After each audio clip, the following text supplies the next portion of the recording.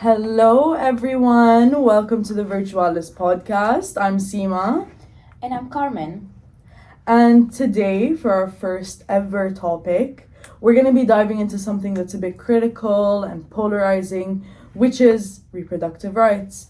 And we're going to start off with the US, and then we're going to be looking at the global implications. And then we're going to be looking at how those rights intersect with politics, technology, and societal values. So, Seema, this topic has been at the forefront of political and personal debates for decades now, but especially now with recent global developments. So, reproductive rights encompass so much more than just abortion. It's about access to contraception, fertility treatments, sex education, and even the right or not to have children. Exactly, and it's definitely a comprehensive issue that affects people's lives in countless ways. But let's start with the US, where much of the current conversation actually begins with 2022, where we saw the landmark decision of overturning Roe v. Wade with the Supreme Court's ruling in Dobbs v. Jackson.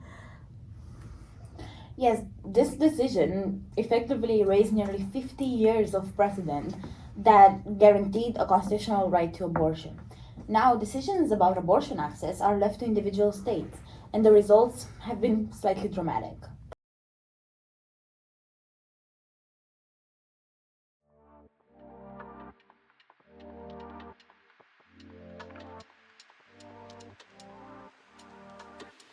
As I said before, we're going to be starting with the US. So let's take a look at the last few years where there's been nothing short of a seismic shift for reproductive rights with the overturning of Roe v. Wade in 2022, where we're now looking at a country where access to abortion depends entirely on where you live. That's right, Siva. And just to give our listeners a sense of scale, here's what we're dealing with. Since Dobbs v. Jackson Women's Health Organization effectively overturned Roe, 14 states have now just outright banned abortion. These bans range from total prohibition to laws that allow it only to save the life of the mother. In addition, 6 other states have implemented very severe restrictions, like banning abortion after 6 weeks of pregnancy, which is actually well before many women know that they're pregnant. It's definitely a stark contrast from the nearly 50 years when Roe v. Wade provided federal protections for abortion. And in 1973, the Supreme Court ruled that they have the right to privacy under the 14th Amendment, and this was extended to a person's decision to have an abortion. And this landmark decision fundamentally shaped healthcare and access to abortion in the US. And now that precedent is gone. According to the Guttmacher Institute, more than 22 million people of reproductive age live in states where abortion is either completely banned or heavily restricted. And that's about 1 in 3 women in the US. And what's really interesting is how the landmark decision in 2022 has turned the US into a sort of patchwork of reproductive rights, where we have progressive states like California, New York, and Illinois, where access to abortion remains protected and has even expanded. And for instance, California passed legislation in 2023 which requires public colleges to offer medication abortion at their student health cares. On the other hand, states like Texas and Mississippi and Alabama have implemented laws that not only ban abortion but also criminalize those who help someone obtain one. So, for example, Texas in particular has the infamous heartbeat bill, which bans abortion after about 6 weeks of pregnancy. It even deputizes like private citizens to sue anyone they suspect of aiding and abetting an abortion. And by the way, this isn't just theoretical. We have actually seen lawsuits being filed against providers, activists, and even friends who have helped others access care. And it's definitely led to some heartbreaking stories.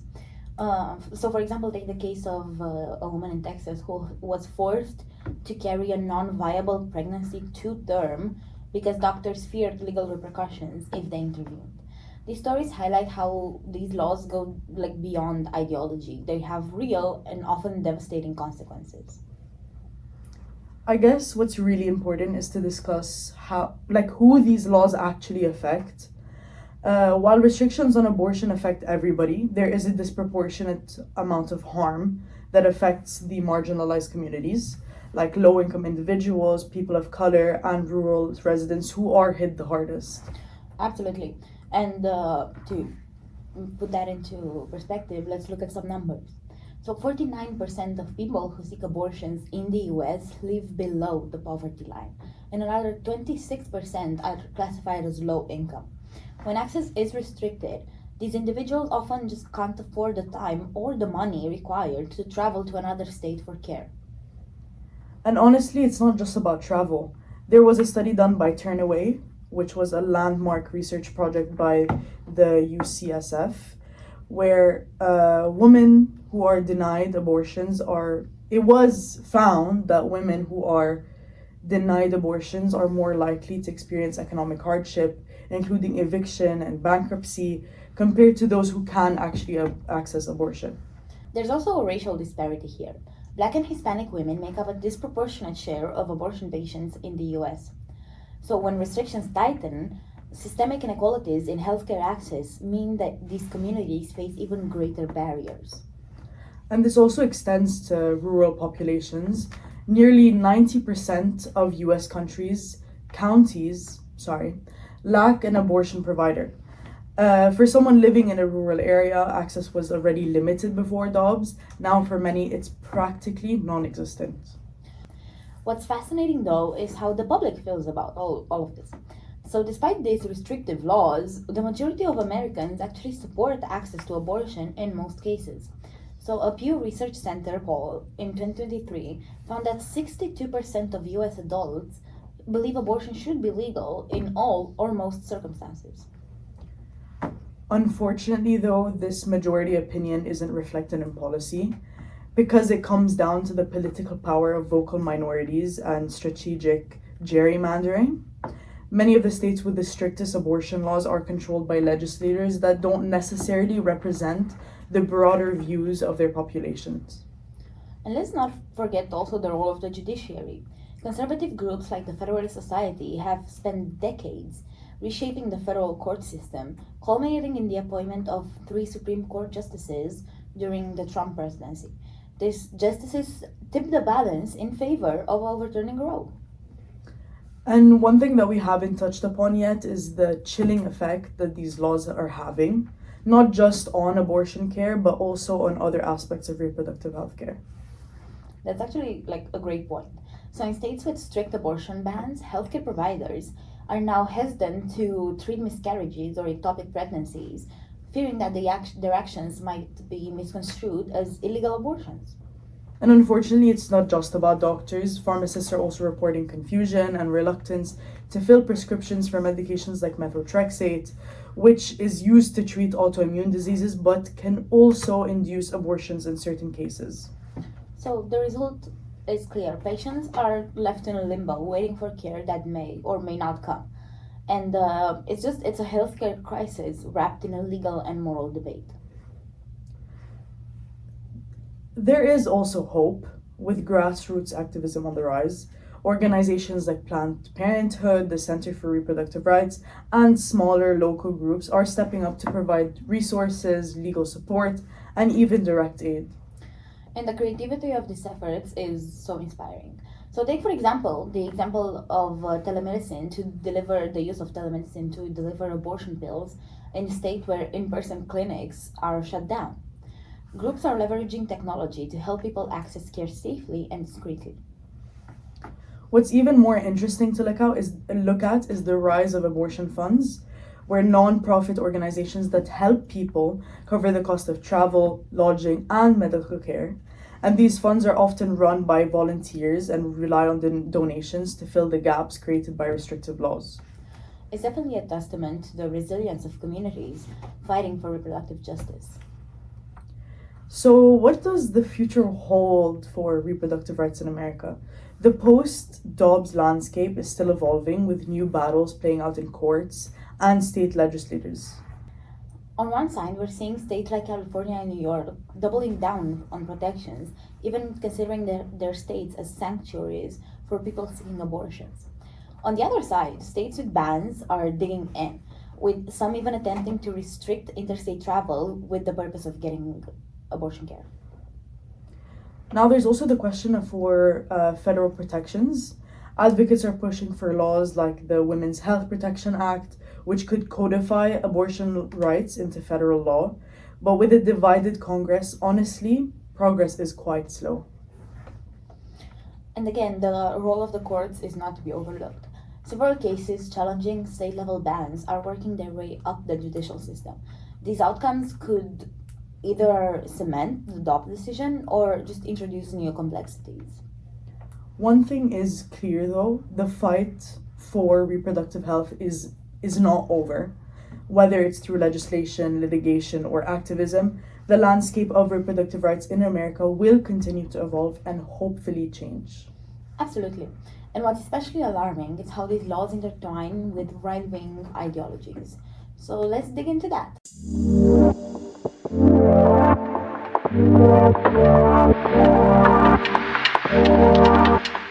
Now, as Carmen said, we're going to take a closer look at the right wing ideology and how this ties into the fight over reproductive rights.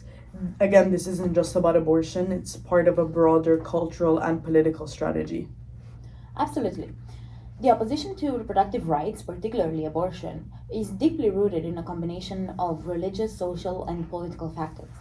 Right wing movements have been incredibly effective at framing this issue not just as a moral debate, but as a cornerstone of their broader agenda. To understand this fight, or the role of right wing ideology in reproductive rights, we need to start with some history. The modern anti abortion movement gained momentum in the US during the 1970s. Initially, it wasn't a dominant issue for conservatives. In fact, before Roe v. Wade, many Protestant dominations, including Southern Baptists, were relatively neutral or even, surprisingly, supportive of abortion in certain cases. That changed after Roe. Conservative strategists like Paul Weyrich saw abortion as a powerful rallying point to unite disparate groups, especially white evangelical Christians and Catholics. By framing abortion as a moral and religious issue, they created a voting bloc that would become critical to the Republican Party's success. And there's also the important role of organizations like the Moral Majority in the 1980s, which is led by figures like Jerry Falwell. These organizations pushed the narrative that abortion was part of a broader cultural war, positioning it alongside issues like school prayer and opposition to LGBTQ plus rights. Religion definitely plays a massive role here. One of the central tenets of right wing opposition to abortion is the belief that life begins at conception. This idea is not universally accepted, even within religious communities, but it has been a powerful tool for mobilization. And according to a 2021 study done by Pew Research, 77% of white evangelical Protestants believe abortion should be illegal in all or most cases, compared to only 38% of the general US population. This stark divide shows how deeply embedded this belief is within certain religious groups. But here's where it actually gets interesting. So, the anti abortion movement often claims to represent a pro life perspective, but critics argue that this focus doesn't extend to broader life affirming policies like expanding access to healthcare, paid parental leave, affordable childcare, etc. You know what? The anti abortion movement isn't an isolated issue, though. It's part of a larger right wing agenda aimed at reinforcing traditional family structures and gender roles. You're right. This ideology ties into broader conservative views about the proper role of women in society. By limiting reproductive choice, the movement seeks to push women out of the workforce and into traditional roles as mothers, caregivers, often at the expense of their autonomy and their career opportunities. This is definitely evident when we look at the push for abstinence only sex education.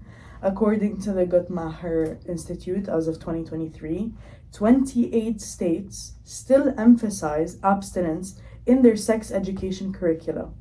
Research shows that these programs are actually less effective at preventing unintended pregnancies and sexually transmitted infections compared to comprehensive sex education. And yet, they persist because they align with the conservative narrative that promotes chastity and traditional family values over individual agency and scientific evidence. Another dimension of this conversation has to do with right wing ideology and how this intersects with race and class. Restrictive reproductive laws, as we said before, disproportionately affects marginalized communities, including low income individuals and people of color. And there's a historical precedent for this. During the 20th century, eugenics politics targeted black, indigenous, and immigrant women through forced sterilization. These policies were often justified under the guise of improving society. Fast forward to today, we still see echoes of this in how right-wing policies exacerbate existing inequities. For example, states with the strictest abortion laws often have the weakest social safety nets. A report by the Commonwealth Fund found that maternal mortality rates are highest in states with abortion bans. Black women are particularly affected. In the US, they are 3 times more likely to die from pregnancy related causes than white women. Restrictive laws only make this disparity worse by limiting access to life saving reproductive health care.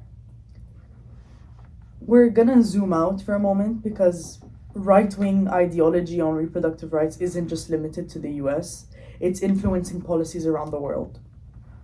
Oh, absolutely. American anti abortion groups have exported their playbook to other countries, particularly in Latin America and Africa. These groups provide funding, training, and resources to local organizations that oppose these reproductive rights. And a 2022 report by Open Democracy revealed that US based organizations spent over $280 million on anti abortion activities abroad between the years of 2008 and 2020. This financial support has helped bolster campaigns against abortion legalization in countries like Kenya and El Salvador. And the influence just isn't just financial. Politically, the global gag rule, reinstated by every Republican administration since Reagan, prohibits US funding for international organizations that provide or even discuss abortion. This has severely limited access to reproductive health care in some of the world's most vulnerable regions.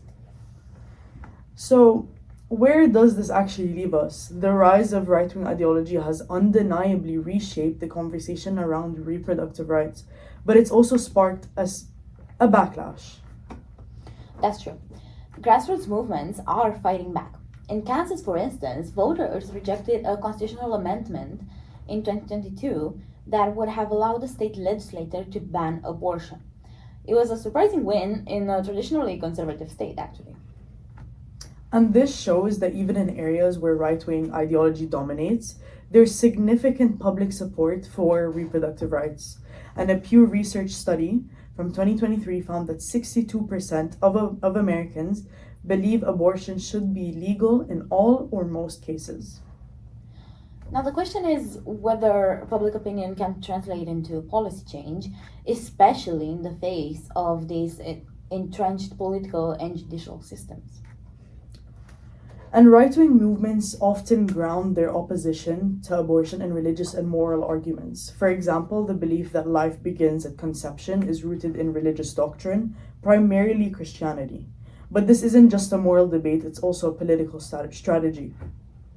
Exactly. The alliance between conservative politics on one hand and religious organizations on the other has created a powerful lobbying force. Groups like the Federalist Society, which we mentioned, have played a significant role in just shaping the judiciary and pushing for conservative judges who align with their views on reproductive rights. And again, it's not just about abortion. The broader narrative definitely includes a return to traditional family values, discouraging contraception, restricting sex education to abstinence only programs, and promoting policies that reinforce traditional gender roles. This ideology extends beyond US borders. The global influence of American conservative movements, particularly through funding and advocacy, is impacting policies in Europe, in Africa, and Latin America.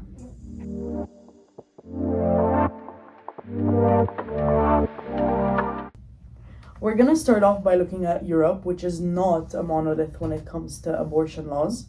We have some of the most liberal policies in the world, like in the Netherlands, where abortion is legal up to 24 weeks, and also Sweden, where it's allowed up to 18 weeks. But also, on the other hand, we have the most restrictive laws in countries like Poland and Malta. Malta, for example, has a total abortion ban with no exceptions, not even for rape, incest, or health of the mother. It's the only EU country with such a strict policy. Meanwhile, in Poland, a near total abortion ban was implemented in 2021, allowing abortion only in cases of rape, incest, or health of the mother. And the numbers do reflect the impact. In Poland, legal abortions dropped from 1,100 in 2020 to fewer than 200 in 2022 after the new law was enforced. But this doesn't mean abortion stopped. It means they went underground or moved across borders. So now the question is, how does what's happening in the US tie into what's happening in Europe? Well, the anti-abortion movement is increasingly globalized. American conservative organizations like Alliance Defending Freedom have been active in Europe, providing funding, legal support, and strategies to local anti-abortion groups. And one of their key strategies is promoting family values campaigns that tie abortion restrictions to other conservative causes like opposition to LGBTQ plus rights and gender equality. These campaigns are designed to appeal to traditionalist and religious communities, particularly in Eastern and Southern Europe. And they're making headway. A report by Open Democracy found that US-based Christian groups have spent more than $80 million in Europe between 2008 and 2019 to push anti-abortion and anti-LGBTQ plus agendas. This funding has supported events, lawsuits, and lobbying efforts across the continent. And Poland is a key example of how this influence actually plays out. The country's abortion laws were already restrictive, but the conservative ruling party, Law and Justice, or PIS, made them even stricter after coming into power in 2015. The Constitutional Tribunal's 2020 ruling, which led to the near total ban, was heavily influenced by conservative legal scholars and activists with ties to US organizations. Critics argued that these connections helped shape the legal arguments that justified this decision. The consequences have been severe. Polish activists report that hundreds of women are traveling to neighboring countries like Germany and the Czech Republic to access abortion services. And some are taking significant risks by ordering abortion pills online from underground sources. This also has a heavy impact on doctors. Many Polish physicians are reluctant to perform even legal abortions for fear of prosecution, leading to tragic cases where women have died because doctors delayed care. And of course, we can't talk about reproductive rights in Europe without mentioning the Catholic Church. In countries like Poland, Ireland, and Malta, the Church has historically wielded significant influence over public policy, particularly on issues related to family and morality. Ireland is an interesting counterpoint here. For decades, it had some of the strictest abortion laws in Europe, thanks in large part to the Catholic Church's influence. But in 2018, the country voted overwhelmingly to repeal the Eighth Amendment, which had effectively banned abortion. This was definitely a watershed moment driven by grassroots activism and public outrage over cases like the death of Savita Halappanavar, who died from sepsis after being denied an abortion in 2012. And this showed that even deeply religious countries can change when public opinion shifts. The Netherlands is often seen as a leader in reproductive rights, with abortion legal up to 24 weeks and allowed later if the pregnant person's health is at risk. What's unique about the Dutch system, though, is its focus on prevention and support. Comprehensive sex education starts early, and contraception is widely accessible and subsidized. This approach has led to one of the lowest abortion rates globally, with just 8.6 per 1,000 women, compared to the global average of 35. The country also requires a 5-day reflection period after consultation, designed to ensure informed decisions. While this aspect is debated, the overall system emphasizes accessibility and respect for autonomy. Specialized clinics provide high quality care, and stigma is minimal, with 83% of Dutch citizens supporting abortion rights. The Netherlands is also a haven for those from restrictive countries like Poland and Malta, offering abortion care to non residents and supporting initiatives like Women on Waves, which provide services in international waters. Despite small but growing anti abortion movements and rural accessibility challenges, the Dutch model exemplifies how prioritizing education, access, and public support can create a reproductive healthcare system worth emulating worldwide. While Eastern Europe is seeing a push towards more restrictions, Western Europe has largely been moving in the opposite direction. Countries like France, Spain, Germany are working to extend access to reproductive health care. For example, we've seen that in Spain in 2022, they passed a law allowing 16 and 17-year-olds to obtain abortions without parental consent. France has also extended its abortion limit from 12 to 14 weeks and also made contraception free for women under 25. But even in these progressive countries, the US Supreme Court's decisions in Dobbs v. Jackson Women's Health Organization has sparked concern. Activists worry that it could embolden extremist right wing groups to push back against existing rights. And a poll done by Ipsos in 2022 found that 68% of Europeans support abortion being legal in all or most cases. However, their support is weaker in certain countries like Italy and Hungary, where right wing populist leaders have been vocal about their opposition to abortion. Now, the question is, can Europe mount a unified response to these challenges? The European Union has taken some steps, like passing resolutions condemning Poland's abortion laws and calling for greater reproductive rights across the bloc.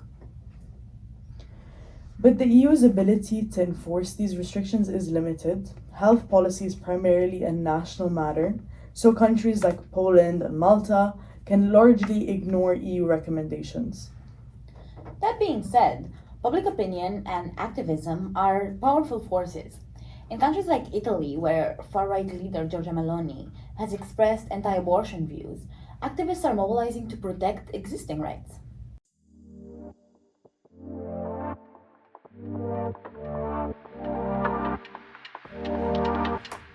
Now we're going to take a step back and look at the bigger picture because reproductive rights are around the globe. While the US and Europe dominate much of the conversation, the situation in other regions offers a mix of progress, setbacks, and unique challenges. That's a crucial point. Reproductive rights vary wildly across the world, and they're influenced by culture, religion, and socioeconomic factors. Some countries are making strides towards greater access, while others remain deeply restrictive. And we're going to start with Africa, a region that's marked by both progress and persistent challenges. On the one hand, we have South Africa, that stands out with its progressive laws. Since 1966, abortion has been legal on request for up to 12 weeks and allowed later under specific circumstances. This has definitely made South Africa a model for the region. However, access remains an issue. A 2020 study by the Guttmacher Institute found that only 40% of South African healthcare facilities that could provide abortions actually do. Stigma and logistical challenges often deter women from seeking care. And on the other hand, we have countries like Nigeria that have some of the most restrictive laws. Abortion is only permitted to save the mother's life. Yet unsafe abortions are a significant issue, contributing to the region's high maternal mortality rates, where the WHO estimates that 13% of maternal deaths in sub-Saharan Africa are due to unsafe abortions. And then there's Rwanda, which is taking small but significant steps forward. In 2018, the country expanded its abortion laws to include cases of rape, incest, and threats to the mother's health. So, while still restrictive, it's a great step towards reproductive autonomy. Now we're going to look at Asia, which is another region with an incredibly diverse landscape of reproductive rights. Let's take India as an example, where abortion has been legal since 1971 under the Medical Termination of Pregnancy Act, and recent amendments have extended access up to 24 weeks for certain groups such as survivors of rape. And that's a big deal, especially for a country with a population of over 1.4 billion. Yet, challenges remain. Many Indian women face barriers like lack of awareness, cultural stigma, and limited access to healthcare in rural areas. A 2021 study found that over 80% of abortions in India are performed outside formal healthcare facilities, and often that means in unsafe conditions. And then on the other hand, we have Japan that has a paradoxical stance. Abortion is technically legal up to 22 weeks, but requires spousal consent, which can be a significant barrier. This has led to calls for reform, especially from women's rights groups, who argue that such requirements undermine reproductive autonomy. And then we have the Philippines, where abortion is completely banned, no exceptions. This has created a dire situation. An estimated 1.26 million unsafe abortions occur annually, according to the Guttmacher Institute, leading to thousands of just preventable deaths and complications. Now we're going to be moving to Latin America, where we've seen some remarkable progress in recent years that's driven by the so-called Green Wave movement. And this grassroots effort, led by feminist organizations, has pushed for reproductive rights across the region. Argentina's legalization of abortion in 2020 was a landmark victory. The law allows abortion up to 14 weeks, and beyond that for cases of rape or health risks. It was the result of years of activism, including massive street protests where people wore green scarves as a symbol of the movement. And that victory had a domino effect. In 2021, we saw that Colombia's constitutional court decriminalized abortion up to 24 weeks, which makes it one of the most progressive countries in the region. But it's not all progress. In countries like El Salvador, abortion is banned under all circumstances, and women can face prison sentences up to 30 years for terminating a pregnancy, even in cases of miscarriage. This contrast within the region is definitely stark. While the Green Wave has inspired hope, deeply entrenched conservative and religious forces continue to resist change in countries like Honduras and Nicaragua. The Middle East presents one of the most challenging environments for reproductive rights. In many countries, abortion is heavily restricted or just outright banned. For instance, in Saudi Arabia and Iran, abortion is only permitted to save the life of the mother and in cases of just severe fetal abnormalities. While that may be true, there are also exceptions, like Tunisia, which is one of the few countries in the region where abortion is legal on request up to 12 weeks. This policy has been in place since 1973 and reflects the country's relatively progressive stance on women's rights compared to its neighbors. Still, cultural and religious stigma can make accessing these services difficult even in Tunisia. And in places like Yemen or Syria, years of conflict have decimated healthcare infrastructure, leaving women with virtually no access to safe abortion services. International advocacy has been a lifeline for reproductive rights in regions where local governments fail to act. Organizations like Mary Stopes International and the International Planned Parenthood Federation have not only provided access to contraception and safe abortion services, but also spearheaded education campaigns that save lives. One standout example is the work of Women on Web, which uses telemedicine to ship abortion pills to women in countries with restrictive laws. They've helped tens of thousands of women safely terminate pregnancies without the risk of unsafe procedures. In a world where nearly 45% of all abortions are unsafe, this kind of innovation is revolutionary. And it's not just about services, by the way. Groups like Amnesty International and the Center for Reproductive Rights are working on the legal front, challenging restrictive laws in courtrooms and lobbying for policy changes.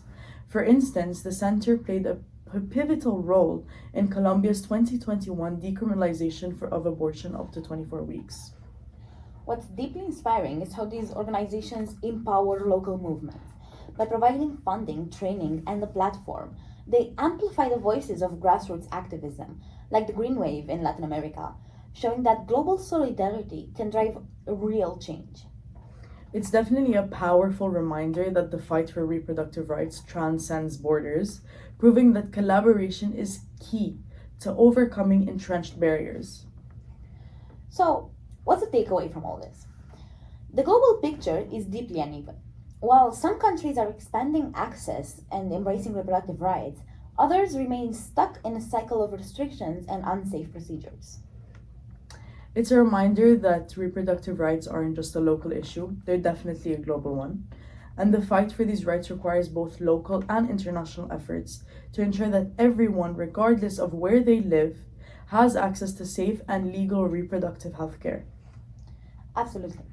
The road ahead is long, but stories of progress like those in Argentina, India, and South Africa show that change is possible even in the face of significant challenges.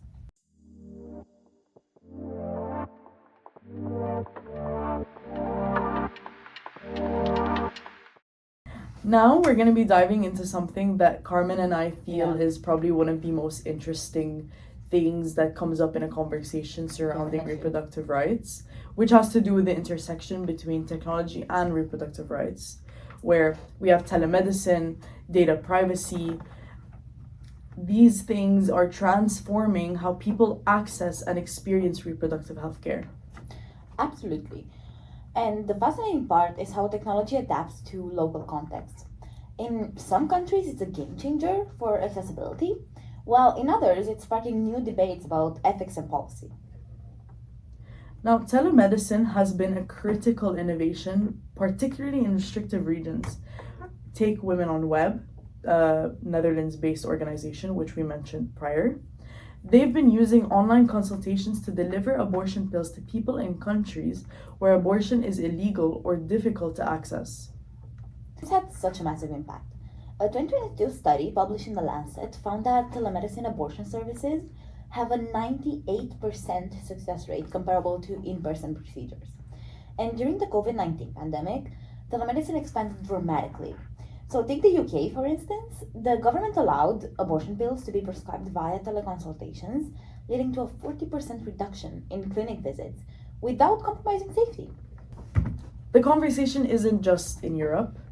Take India, for example, where telemedicine platforms like Mtatva are helping rural women consult with doctors and access reproductive healthcare advice remotely. With nearly 70% of India's population living in rural areas, this technology bridges significant gaps in access. Yet, telemedicine isn't without its challenges. In countries like Brazil, online abortion services are under legal scrutiny, often and providers often face harassment. This shows that while technology can break barriers, it's still vulnerable to legal and social pushback.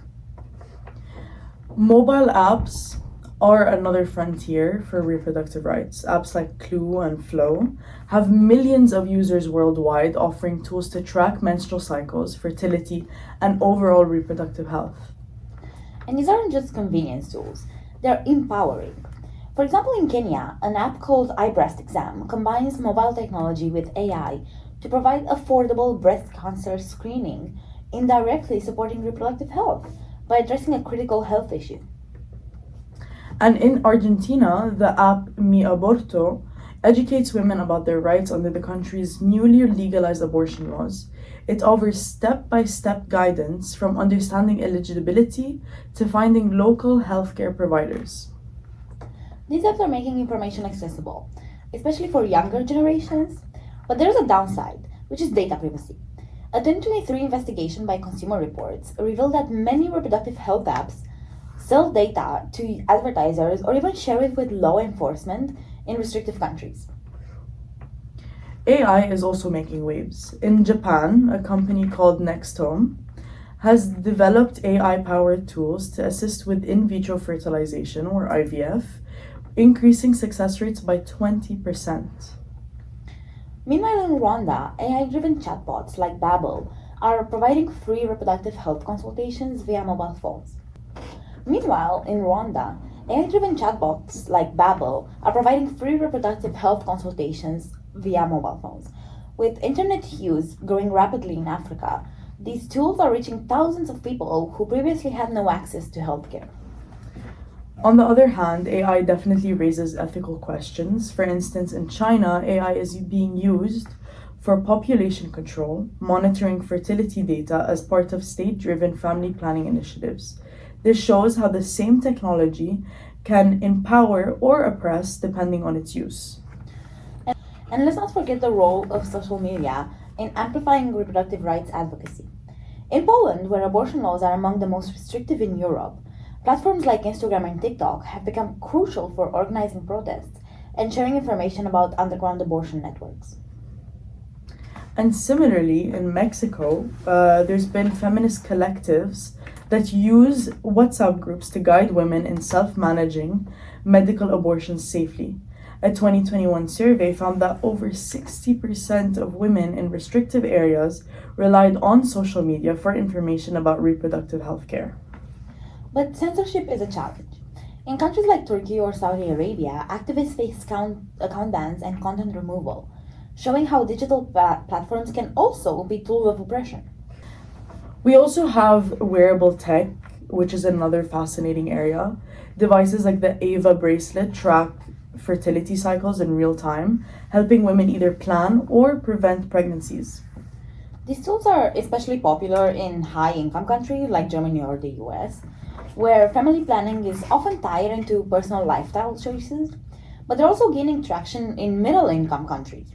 For example, in Brazil, these tools are especially popular in high income countries like Germany and the US, where family planning is often tied into personal lifestyle choices, but they're also gaining traction in middle income countries. So, for example, in Brazil, fertility tracking wearables are becoming a preferred alternative to hormonal contraception, which some women find inaccessible or unaffordable. There's definitely a downside when it comes to these devices, like a high price tag, which limits their accessibility in low income settings. Plus, like mobile apps, they raise privacy concerns about who has access to sensitive data.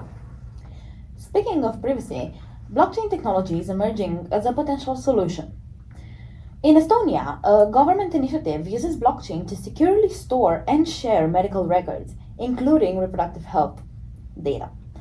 Patients control who can access their information, ensuring privacy even in sensitive cases like abortion. This is definitely a stark contrast to the US, where post Roe v. Wade concerns about data misuse led to widespread deletion of period tracking apps. And I'm sure that a lot of us remember this actually happening because I myself deleted my own menstrual cycle app. So did I, yeah. Because I was terrified about my information being out there in the world. So potentially blockchain could offer a way to rebuild trust in these digital healthcare tools that are so useful on a day-to-day basis. Of course, implementing blockchain on a global scale requires significant investment and infrastructure, which just isn't feasible in many low-income countries. Still, it's an exciting glimpse into the future. What's definitely interesting is how the adoption of technology reflects regional priorities. In high-income countries, the focus is often on convenience and personalization, like apps, wearables, and AI-driven IVF solutions. Meanwhile, in low and middle income countries, it's about addressing basic access. Telemedicine, mobile apps, AI-powered chatbots are lifelines for millions. So take Ethiopia, for example, where maternal mortality rates are dropped by 20% in areas using telehealth services, according to a 2022 study. But the risks, once again, are definitely universal, from data privacy to the ethical use of AI. These technologies need safeguards to ensure they're empowering rather than exploiting their users. At the end of the day, technology is a double-edged sword, and it has always been. It has the power to break down barriers and bring reproductive health care to those who need it most, but without proper oversight, it can also reinforce inequalities or even become a tool of oppression. That's why it's definitely crucial to pair technological advancements with advocacy and education. Whether it's ensuring data privacy, expanding telemedicine, or challenging censorship, the goal should always be to put people's rights and autonomy first. And while technology won't solve every problem, it's an invaluable tool in the fight for reproductive freedom if we use it wisely.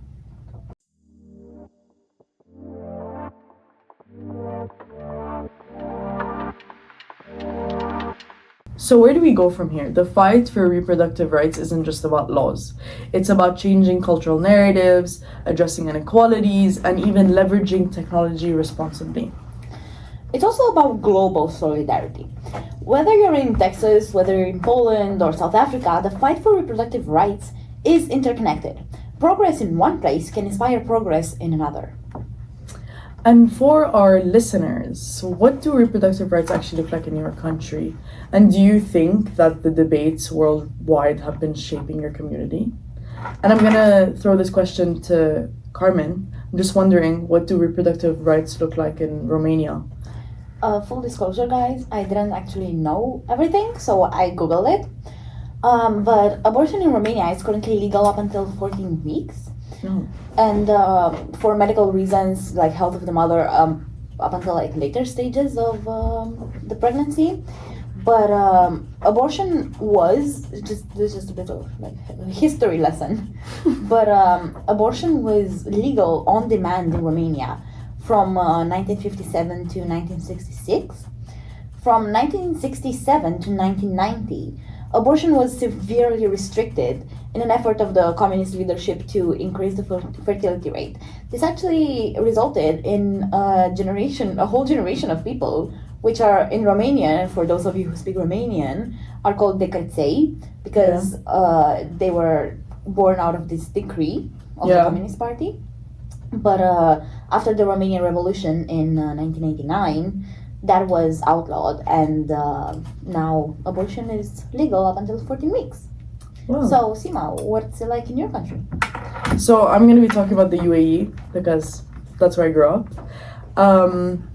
And there have been recent developments in the UAE, but for a long time, reproductive rights were definitely restrictive, especially abortion laws. Mm-hmm. However, in the summer of 2024, a new resolution was passed that allowed abortion in 5 cases.